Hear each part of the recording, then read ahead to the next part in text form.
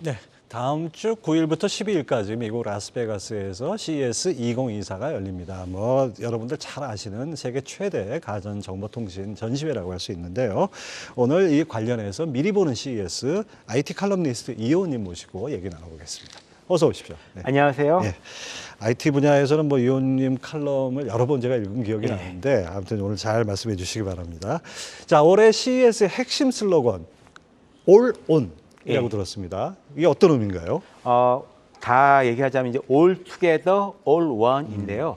설명하자면 모두 다 같이 손잡고 우리 기술로서 세상의 모든 문제를 한번 해결을 해보자라는 이런 뜻에 가깝습니다. 이제 그 중에서도 아무래도 인공지능, 특히 이제 생성형 AI가 가장 많은 관심을 받지 않을까, 그리고 모든 이제 이 전시의 중심에 있지 않을까라고 생각을 하고, 그와 동시에 이 AI와 함께 파생되는 몇 가지 또 주제들이 있습니다. 예. 하나가 농테크, 농테크. 에그리테크라고 해가지고 푸드테크랑 이 농업적 관련된 기술들, 이게 최근에 그 식량 안보 관련된 문제들이 굉장히 많이 발생하고 있기 그렇죠. 때문에 이것도 또 한번 기술로 풀어보자. 그리고 다른 하나가 잘 알고 계실 모빌리티 쪽이 있습니다. 이 모빌리티 쪽은 이따가 얘기하겠지만 좀 예전과는 다르게 그 눈에 보여주기 위한 기술이 아니라 실제로 당장 출시될 이런 기술들을 선보일 예정이고요. 그 밖에 이제 지속 가능성, 그리고 인간 안보라고 해가지고 좀 더 사람을 안전하게, 그리고 기술이 이 기후 위기 같은데 좀 도움될 수 있는 이런 방안이 없는가 찾는 부분도 있을 거고요. 그다음에 헬스케어 같은 부분들 역시 이번에 중요한 안건으로 떠오를 예정입니다. 네, 뭐 또 지금 말씀 들어보니까 마치 예전에 인터넷이 막 각 분야에 이렇게 막 침투하듯이 AI가 모든 분야에 다가오는, 바짝 다가오는 그런 느낌이 듭니다. 그렇습니다. 또 뭐 전장이라든지 헬스케어, 스마트홈, 뭐 전 산업에서 AI 발전이 어떻게 보면 핵심이라고 할 수 있는 요즘인데요. 그 중에서 가전 대결이 전시회의 꽃이다, 뭐 이런 얘기도 있습니다. 아, 그렇습니다. 원래 아시겠지만 이 CES가 예전에는 이제 컨슈머 일렉트릭 쇼의 약자였잖아요. 그만큼 전시회장 딱 들어가시면 이 TV, 디스플레이 이런 제품들이 가장 중심에 메인에 놓여 있는 그런 행사거든요. 그러니까 인공지능이 가장 중요한 트렌드긴 하지만 실제로 안방마님은 여전히 이 TV나 그렇죠. 냉장고 같은 이런 가전제품이 될 거다라고 지금 얘기를 하고 있고요.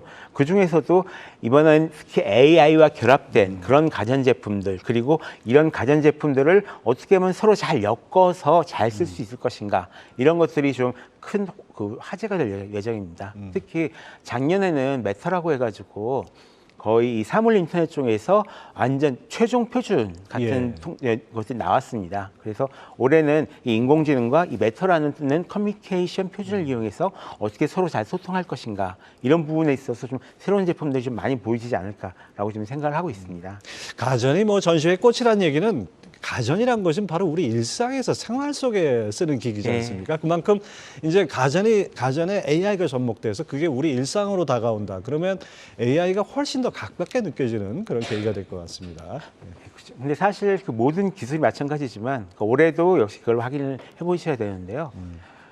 기술이 좋아지면 우리는 그 기술을 느끼질 못합니다. 예전에는 인터넷을 배울 때는 인터넷이 무엇인지, 서버에서 어떻게 데이터를 주고받는지 이런 것들까지 저희가 다 공부를 해야 됐는데 지금은 그냥 인터넷 편하게 쓰시잖아요. 그렇죠. 앞으로 AI가 그렇게 넘어가는 한 중간 과정이지 않을까라고 생각을 하고 있습니다. 뭐 덧붙여서 이제 음식과 기술을 합친 푸드테크라든지 뭐 이런 것들이 시장에 주목을 받고, 아까 농테크도 얘기하셨는데 이제 AI를 적용한 냉장고 인덕션 조리 로봇, 이런 거야말로 이제 주부들이 뭐 항상 그렇죠. 쓰는 거, 매일 쓰는 거 아닙니까? 이런 것에 차세대 기술이 선보인다. 이것도 상당히 주목이 됩니다. 지금 크게는 어떻게 하면 이 지속 가능한 먹거리 문제를 AI가 나갈 것인가라는 문제가 있다라고 하면, 작게는 이런 첨단 기술을 이용해서 우리가 얼마만큼 편해질 수 있을 것인가라는 문제가 굉장히 중요하게 다가오고 있습니다. 그중에서도 삼성에서는 이번에 그 냉장고에 들어가는 식재료를 자동으로 파악해서 이 목록으로 만들어지는 기술을 이제 선보일 거다라고 하는데요. 예를 들어서 저희가 이제 문을 열고 계란을 집어넣으면 이거를 냉장고가 알아서 지금 여기 계란 뭐 한 판이 들어가 있습니다. 예. 라고 리스트를 딱 만들어서 보여주는 거죠. 그럼 저희는 이제 바깥에서 그 리스트를 보고 열지 않고요. 아, 이런 것들이 있구나. 그리고 이런 음식들은 지금 이제 유통기한이 얼마 안 남았으니까 빨리 먹어야겠구나. 이런 것도 확인할 수가 있습니다. 또 저희가 이번 역시 새롭게 선보일 기술 중에 하나인데, 앱 같은 걸로 레시피 같은 걸 많이 찾지 않습니까? 여기서 만약 레시피를 찾았는데 여기서 이 레시피에서 파악된 내용을 바로 인덕션 렌즈나 이런 데 전송을 해가지고 예. 재료 놓고 올려놓으면 알아서 거기 알아서 맞게 조리를 이제 불을 해주는. 끓여주는 이런 일도 지금 이번에 선보일 예정이라고 합니다. 아, 진짜 냉장고에 이렇게 자꾸 이제 집어넣다 보니까 까만 봉지에 들은 건 안쪽으로 들어가서 뭐가 있는지도 모르는데 나중에 이제는 발굴 공사도 하시고 그러셔야죠. 예, 이제 그런 것들이 좀 사라지겠습니다. 자, 우리나라뿐이 아니라 뭐 국내외 스타트업들이 이 푸드테크 기술을 선보인다는 게 신기한 예. 것들이 있다고요. 예, 일단은 자동 주방 로봇이 이번에 좀 많이 보실 수 있을 것 같아요. 주방에서도, 그러니까 집에서도 쓰는 건가요? 예, 집에서도 쓸 수 있고 이제 이 음식점에서도 네, 쓸 수 있고 네. 이런데요. 예를 들어서 그러면 아이로보라고 있습니다. 아이로보라는 건 이제 주방에 설치할 수 있는 자동 주방 로봇인데 이것을 이용하면 재료랑 레시피만 세팅을 하면 알아서 이게 튀기거나 볶거나 끓이거나 이러면서 요리를 만들어주는 그런 로봇이고요. 그리고 국내 스타트업 같은 경우도 굉장히 좀 마음에 드는 여러 가지 기술을 선보이는데요. 탑테이블이라는 곳에서 개인에게 맞는 맞춤형 영양제를 프린팅할 수 있는 이런 영양제 푸드 프린터를 이제 선보일 예정입니다. 매일 아침 나한테 필요한 것들만 뽑아가지고 영양제를 만들어서 먹을 수가 있는 거죠. 그리고 누비랩 같은 경우에서는 뭐 푸드 스캐너라는 제품을 이제 이용을 하는데요. 이걸 이용하면 카메라로 음식물 쓰레기를 찍으면 어떤 음식이 좀 많이 먹고 어떤 음식은 좀 많이 버려지는지 이런 것들을 순식간에 파악할 수가 있습니다. 그래서 다음번에 음식을 만들 때 이런 그 관련된 사실을 반영을 하면 조금 더 효율적으로 어떤 식당이나 이런 부분들을 이제 운영을 할 수가 있겠죠. 그리고 크리오콜이라는 곳에서 이 음식점용 요리 로봇이 이제 에이트 키친을 이제 소개할 거라고 하는데요. 보면 이 싱크대 위에 정말로 한 냄비가 8개 정도가 쫙 있습니다. 예. 거기서 원하는 주문을 하면은 이 로봇이 알아서 요리를 해가지고 나오는 이런 시스템입니다. 이 에이트 키친이 에이트가 8을 얘기하는 겁니까? 꼭 그럴 것 같지는 않은데요. 일단은 그렇게 이름 붙였습니다. 정말 아직은 뭐 비상장 스타트업들이지만 나중에 우리 시장에서 이게 바로 이제 상장이 돼서 거래될 수도 있는 그런 기업들이 아닌가 싶습니다. 자, 그다음에 이제 우리나라 대표 기업 삼성전자, SK 하이닉스, 뭐 5세대 이 HBM 제품 선보이면서 아주 각축이 뜨거운데요. 이 CES에서도 이번에 그 AI 기술 관련해서 선보일 계획이라고요. 예, 이번에 그 SK 같은 경우는 그룹사 차원에서 이제 커다란 약간 테마파크 비슷한 전시회를 열 예정인데요. 여기에 SK 하이닉스에서 이번에 새롭게 출시할 HBM3E 메모리를 이용한 기술을 선보일 예정이다라고 합니다. 이 HBM3E 같은 경우는 올해 2분기에 엔비디아에서 출시될 B100 GPU에 예, 탑재될 예. 그런 제품이거든요. 이게 초당 1.15TB의 데이터를 처리할 수 있는 겁니다. 저희가 지금 노트북 컴퓨터에 쓰이는 이 저장 공간 용량이 보통 512GB에서 1TB 정도 되니까 이거를 1초 만에 처리할 수 있는 그 정도로 빠른 이제 메모리인데요. 이번 CES 2024에서는 이 메모리에 기반해서 작동하는 AI 생성 서비스를 이용해 가지고 운세 서비스를 할 거라고 합니다. 운세까지 예, 보여준다. AI 포춘텔러라고 해가지고 생성된 자신의 캐릭터와 함께 운세를 말해주는 이런 서비스를 제공할 예정에 있다라고 알고 있습니다. 사실 HBM 같은 거 이게 얼마나 획기적인 첨단 기술인지를 보여주기가 쉽지 않을 텐데 운세를 보여준다는 게 하나의 계기가 되겠네요. 자, 이번 CES 2024에서는 AI 기술 관련 소부장 기업들도 기술력을 선보일 거다 이런 얘기들이 나오는데 어떤 것들이 있습니까? 솔직히 굉장히 관심 많으신 분들이 많을 거라고 생각을 하고 있는데요. 이번 CES에도 굉장히 다양한 AI 관련 기술들 특히 국내 AI 관련 기업들이 참가를 합니다. 그 중에서도 이 반도체 부품사인 뭐 삼성전기나 리노공업 그리고 시스템 반도체 전문사인 오픈 엣지 테크놀로지, 퀄리타스 반도체, 칩셋 미디어 그리고 페미스 기업인 제주 반도체랑 텔레칩스, 넥스트 칩 같은 경우가 많은 분들이 좀 관심을 받고 있는 뭐 이런 시장에서도 아주 주목받는 종목들인데. 그렇죠. 지금 당장 뭐 CES 2024 테마주다 이러면서 얘기가 되고 있는 이제 그런 종목들이긴 한데요. 개인적으로는 CES 2024 참가만으로 많은 관심을 받기보다는 거기서 앞으로 실제로 CES 2024가 단순한 전시회장이 아니라 비즈니스의 장소이기도 하거든요. 그렇죠. 그래서 예. 어느 만큼 이제 성과를 거두고 올 것인가에 대해서 조금 더 관심을 두시는 것이 좋지 않을까라는 생각 가지고 있습니다. 이건 좀 제가 개인적으로 궁금해서 그러는데 거기 참가 신청만 하면 누구나 갈 수 있는 겁니까? 아니 그렇지 않습니다. 심사를 하나요? 네, 심사를 일단은 부스가 한정돼 있기 때문에 예. 이 부스 예를 들어서 메인 부스에 들어가려고 하면은 이 메인 부스 자리가 비어야지 새로운 업체들이 올라갈 수가 있거든요. 그러니까 기존에 매년 가던 회사들이 중간에 누가 하나 빠져야 들어갈 수 있는 네, 거예요. 그렇습니다. 그래서 전에 코로나 때가 좋은 기회가 예. 됐었던 거고요. 그렇지 않을 경우에는 처음에 갈 경우에 이제 유레카 파크, 또 C-스페이스라고 해가지고 별도로 떨어진 곳에 스타트업들을 위한 전시 공간들이 좀 따로 마련되어 있습니다. 예. 이부 여기에 먼저 참석해서 참가한 다음에 그 다음에 이제 심사를 받고 위로 뭔가 좀 올라갈 수 있게 기술력이 되는 있다 거죠. 그러면 위로 올라가는. 그렇죠.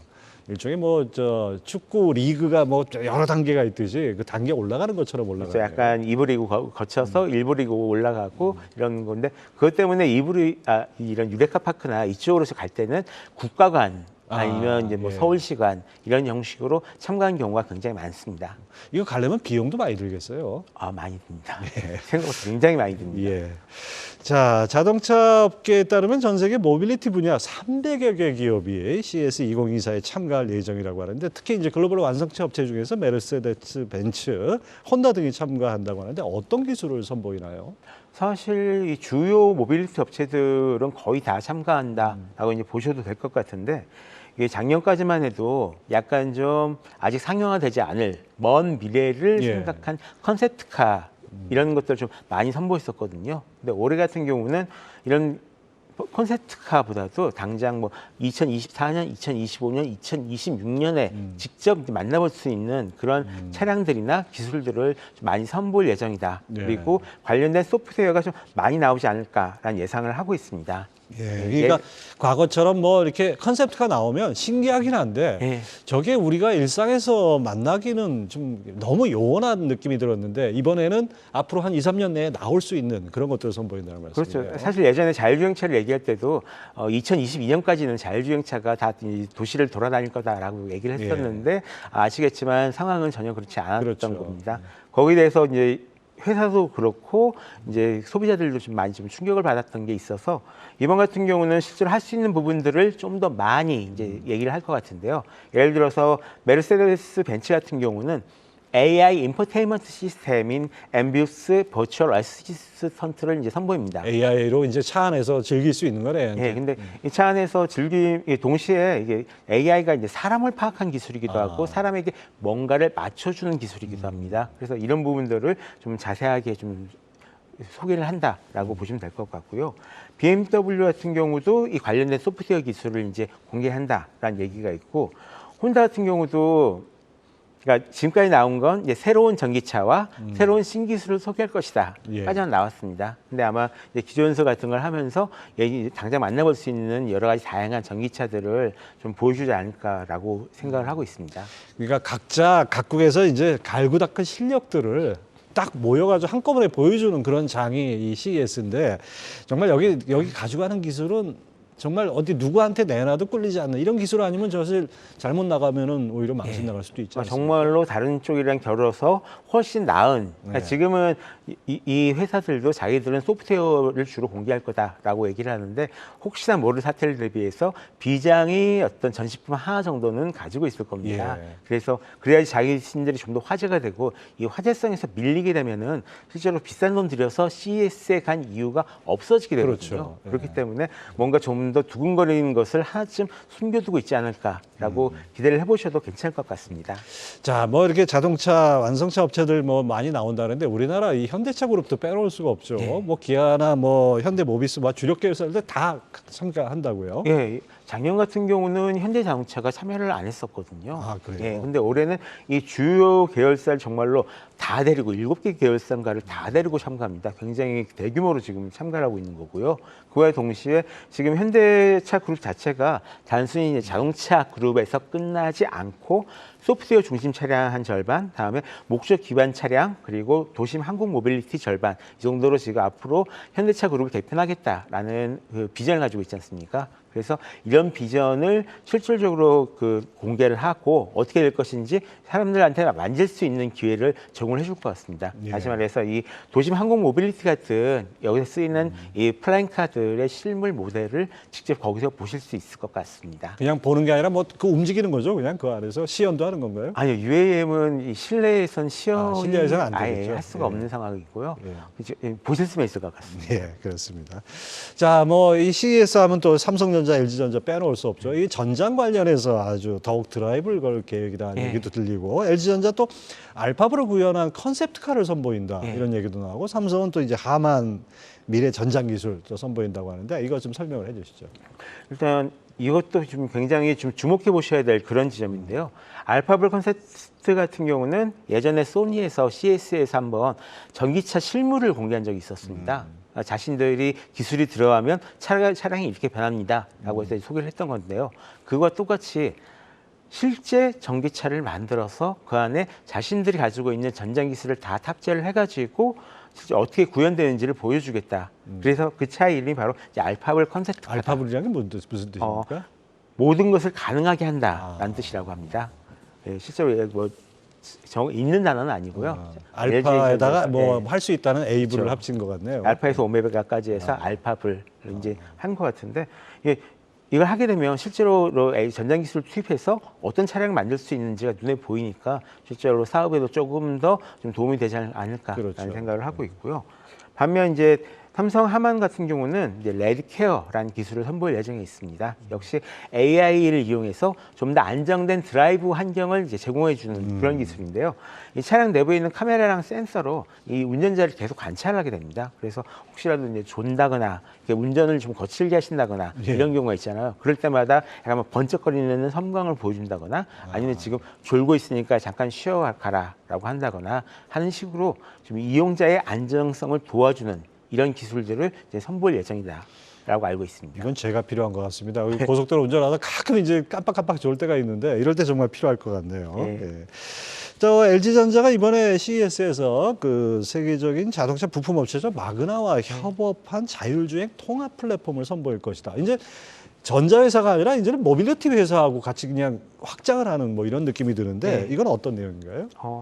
일단은 간단하게 말씀드리면은 투인 원이라고 보시면 됩니다. 그래서 이제 예전에 뭐 샴푸랑 린스 한꺼번에 해가지고 하나로 합쳐졌던 것처럼 이 LG전자의 인포테인먼트 시스템 기술이랑 다음에 마그나의 첨단 운전 보조 시스템을 하나로 합친 건데요. 그러니까 이거를 하나의 칩으로 합쳐버렸습니다. 그래서 예전에는 칩이 두 개가 필요했다면 이거는 칩이 하나만 있어도 되니까 자동차를 설계할 때 조금 편해지는 이런 부분들이 있고요. 또 기존에는 이 앞에 있는 자동차의 콘솔 박스에 있는 여러 가지 디스플레이나 시스템들을 각각 따로따로 제어를 해야 됐다라고 하면 이번에는 LG전자에서 내놓은 플랫폼을 이용해서 하나에서 통합적으로 앞에 있는 계기판, 이제 뭐 콘솔 박스 다 조작할 수 있는 이런 기술이다라고 되어 있습니다. 그래서 자동차 업체들 입장에서는 이거 하나만 있으면은 앞에 자동차 앞면 설계가 끝나니까요. 좀 편하게 이용할 수 있는.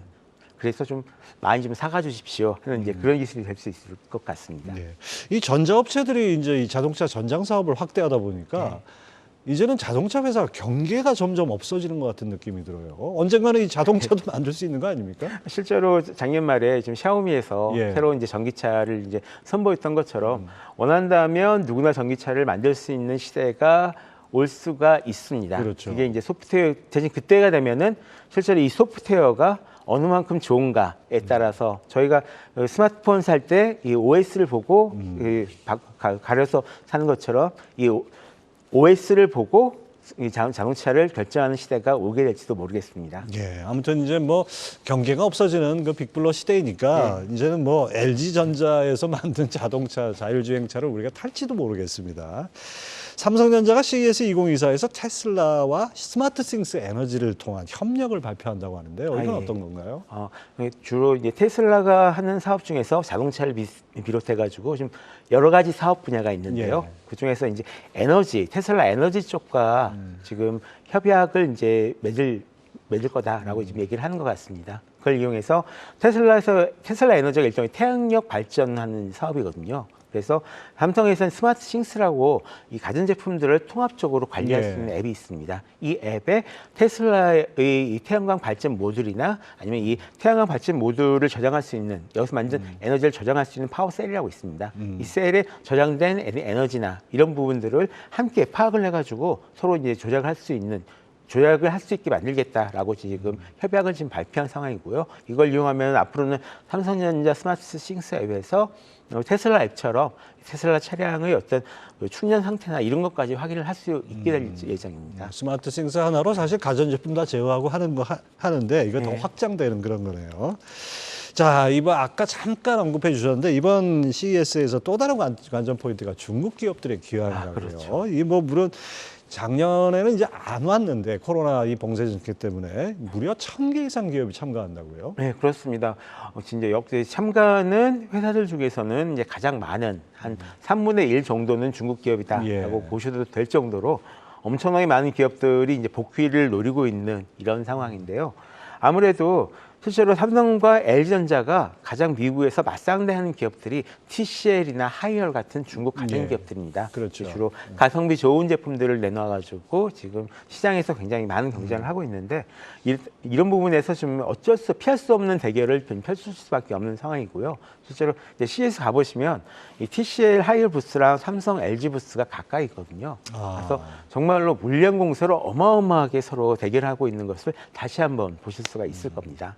이게 중국의 그런 기술들이 어느 정도 수준까지 지금 따라와 있다고 보나요? 지금 사실상 그 보급형 제품들 같은 경우는 시장에서 거의 구별할 수가 없죠. 예, TV 같은 경우에도 OLED TV 같은 경우는 저희가 훨씬 낫지만 이 LCD TV 같은 경우는 사실상 비등비등하고 또는 좀 나은 부분도 보이고 있고요. 다음에 냉장고나 가전 같은 이 부분에서는 최고급 제품으로 올라가면 분명히 시장에서 굉장히 밀리지만 일반적인 보급형 제품은 사실상 세계 시장에서 가장 많이 팔리고 있는 이런 제품들입니다.